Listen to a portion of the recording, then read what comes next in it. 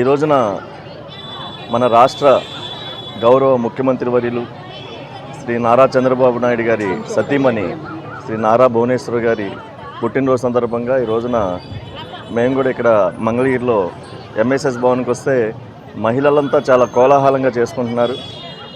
అలాగే వారికి కోలాహలం వాళ్ళ పండుగలో మేము కూడా మా జనసేన పార్టీ తరపున మేము కూడా పాల్గొని శ్రీ నారా భువనేశ్వర్ గారికి పుట్టినరోజు శుభాకాంక్షలు తెలుపుతూ, దేనికంటే ఎంత ఇబ్బందులున్న ఆ రోజున చంద్రబాబు నాయుడు గారిని ఆ రోజునున్న ప్రభుత్వం, వైసీపీ ప్రభుత్వం అక్రమంగా అరెస్ట్ చేస్తే ఆ రోజున ఆవిడ ధర్మపత్నిగా ఆవిడ బాధ్యతలు ఎంత గొప్పగా నిర్వర్తించారో మనం అంతా చూసాం. ఊరూరు తిరిగి ఆయన భర్త కోసం, అలాగే రాష్ట్ర ప్రజల కోసం ఆవిడకి పడ్డ కష్టం నిజంగా చాలా వర్ణాతీతం. దీనికంటే ఏ రోజు కూడా ఆవిడ చంద్రబాబు నాయుడు గారు ముఖ్యమంత్రిగా ఉన్నా, ప్రతిపక్షంలో ఉన్నా కూడా ఏ రోజు కూడా బయటకు వచ్చిన సందర్భాలు లేవు.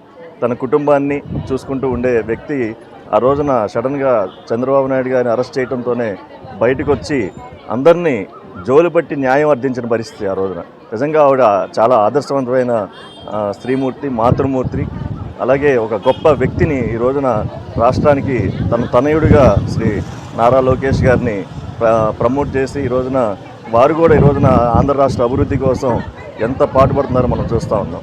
ఇలాంటి గొప్ప వ్యక్తులు మనకు అందించినటువంటి శ్రీ నారా భువనేశ్వర్ గారు ఆయురారోగ్యాలతో ముందుగా చక్కగా ఆవిడ సంపూర్ణ జీవితం ఇచ్చేయాలని చెప్పి మా జనసేన పార్టీ తరఫున కూడా ప్రత్యేకంగా వారికి జన్మదిన శుభాకాంక్షలు చెప్తా ఉన్నాం.